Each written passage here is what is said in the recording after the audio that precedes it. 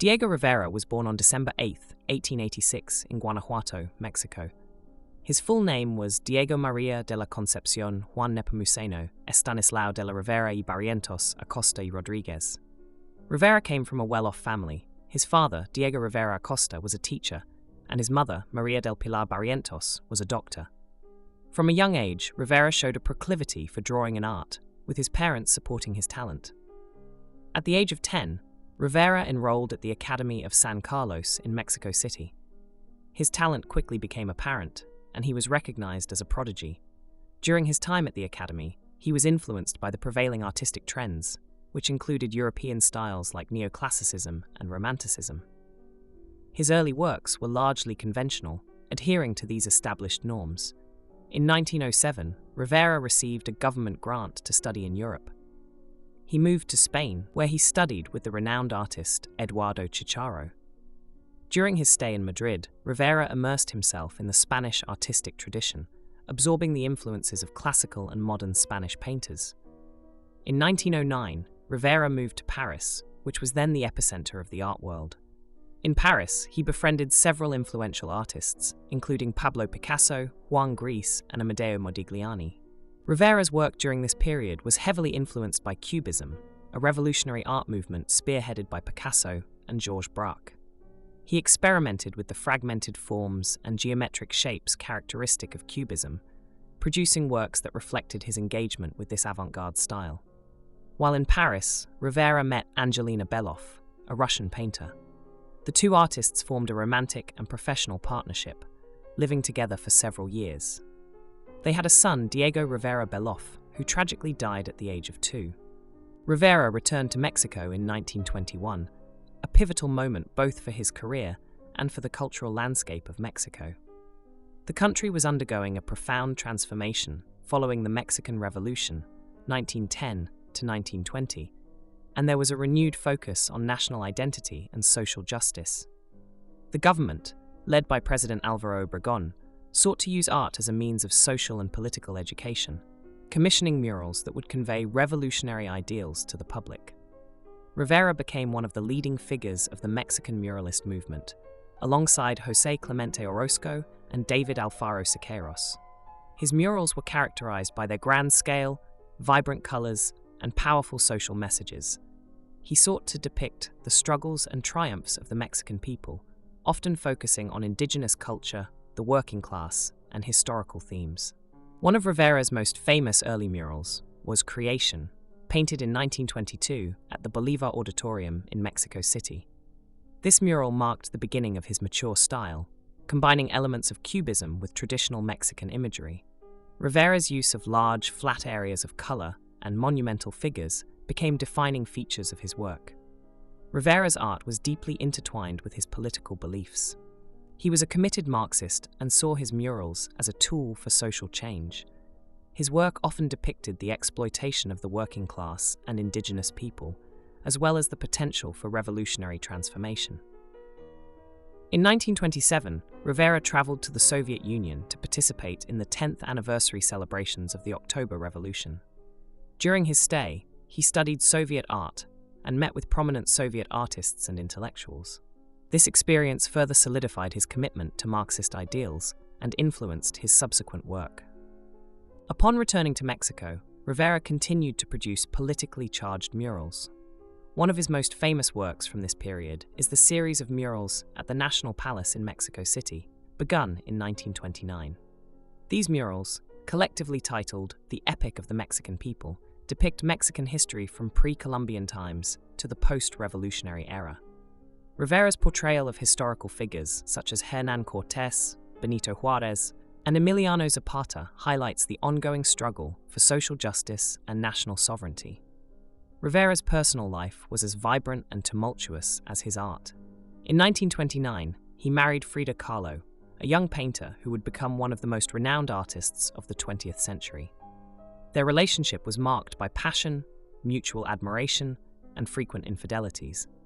Despite their tumultuous relationship, Kahlo and Rivera were deeply connected through their art and political beliefs. Kahlo's work, though distinct from Rivera's in style and subject matter, was influenced by his encouragement and support.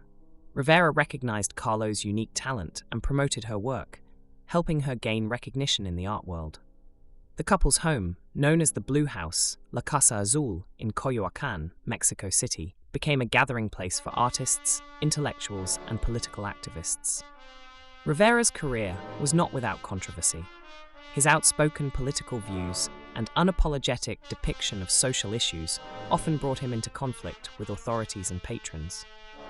One of the most notable controversies occurred in 1933, when Rivera was commissioned to paint a mural at Rockefeller Center in New York City. The mural, titled "Man at the Crossroads," depicted a central figure surrounded by various scenes representing capitalism and socialism. The inclusion of a portrait of Vladimir Lenin sparked outrage among the project's sponsors, leading to the mural's destruction before it was completed. Rivera later recreated a modified version of the mural, titled "Man, Controller of the Universe," at the Palacio de Bellas Artes in Mexico City. Despite such setbacks, Rivera continued to receive major commissions in the United States. In 1931, he had a successful retrospective at the Museum of Modern Art in New York, which helped to solidify his international reputation. He completed several significant works in the US, including murals for the Detroit Institute of Arts and the San Francisco Art Institute. The Detroit murals, collectively titled Detroit Industry, are considered some of Rivera's masterpieces. Painted between 1932 and 1933, these murals depict the industrial processes at the Ford Motor Company and highlight the relationship between technology, labor, and society. Rivera's portrayal of the factory workers emphasizes their strength and dignity, aligning with his Marxist beliefs. In his later years, Rivera continued to produce murals and easel paintings, though his work became somewhat less political.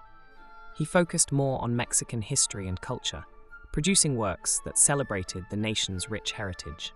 One of his notable late works is the mural "Dream of a Sunday Afternoon" in the Alameda Central, 1947, which features a parade of historical figures in Mexico City's Alameda Park. Rivera's health began to decline in the 1950s, and he was diagnosed with cancer. Despite his illness, he continued to work, completing several important projects in his final years. His last major work was a series of murals for the National Institute of Cardiology in Mexico City, completed in 1954. Diego Rivera died on November 24, 1957, at the age of 70. He was buried in the Rotunda of Illustrious Persons in Mexico City, a testament to his status as one of Mexico's most revered cultural figures. Diego Rivera's artistic style evolved significantly over his career, reflecting his diverse influences and the changing political and social landscape of his time. His early works were influenced by European academic traditions, but he quickly embraced modernist styles such as Cubism during his time in Paris. Rivera's Cubist phase, though relatively brief, was marked by a deep engagement with the formal and theoretical aspects of the movement. Rivera's mature style, developed after his return to Mexico, was characterized by its monumental scale, vibrant colors, and use of indigenous Mexican themes and imagery. He drew inspiration from pre-Columbian art, incorporating its symbols and motifs into his murals. Rivera's technique involved the use of fresco, a demanding medium that requires the artist to paint on wet plaster. This technique allowed for the creation of durable, large-scale works that could withstand the elements and the passage of time. One of Rivera's key innovations was his ability to blend traditional Mexican art forms with modernist principles. His murals often featured a combination of realistic figures and abstract elements, creating a dynamic visual narrative. Rivera's use of perspective and composition was masterful, guiding the viewer's eye through complex scenes and conveying multiple layers of meaning. Diego Rivera's impact on the art world and Mexican culture was profound and far-reaching. As one of the founders of the Mexican muralist movement, he played a crucial role in the development of public art in Mexico and beyond. His murals not only decorated public spaces, but also served as powerful tools for education and social change. Rivera's ability to convey complex political and social messages through his art inspired a generation of artists to engage with similar themes. Rivera's influence extended beyond Mexico's borders. His work in the United States, particularly his murals in Detroit and San Francisco, left a lasting legacy on American art. Rivera's depiction of industrial labor and his critique of capitalism resonated with American audiences, contributing to the rise of socially engaged art in the US. Rivera's relationship with Frida Kahlo also had a significant impact on the art world. While Rivera was already an established artist when they met, his support and promotion of Kahlo's work helped to elevate her to international prominence. Today, Kahlo is celebrated as one of the most important artists of the 20th century, and her work continues to be studied and admired worldwide. Despite his many achievements, Rivera's legacy is not without controversy. His outspoken political views and his involvement with the Communist Party led to tensions with patrons and authorities throughout his career. Rivera's murals often sparked debates about the role of art in society and the limits of artistic freedom. Rivera's personal life, marked by infidelities and tumultuous relationships, also complicates his legacy. His relationship with Frida Kahlo, while deeply influential for both artists, was fraught with difficulties. Rivera's treatment of women in his personal life has been a subject of criticism, and his behavior would likely be viewed differently in today's cultural climate. Furthermore, Rivera's portrayal of certain historical events and figures has been critiqued for its bias and oversimplification. While his murals are celebrated for their powerful imagery and social commentary, they also reflect Rivera's own political beliefs and perspectives, which were not always universally accepted. Diego Rivera's life and work embody the complexities of the 20th century, reflecting the social, political, and artistic upheavals of his time. From his early years as a prodigious talent in Mexico to his involvement in the European avant-garde, and from his role as a leading figure in the Mexican muralist movement to his international projects and controversies, Rivera's career was marked by constant evolution and engagement with the world around him. Rivera's murals, with their monumental scale, vibrant colors, and profound social messages, continue to captivate and inspire audiences today. His ability to blend traditional Mexican art forms with modernist techniques created a unique and enduring visual language that speaks to the struggles and triumphs of the human condition. As an artist, political activist, and cultural icon, Diego Rivera left an indelible mark on the art world and on the history of Mexico. His legacy is a testament to the power of art to reflect and shape society, and his influence can be seen in the work of countless artists who have followed in his footsteps.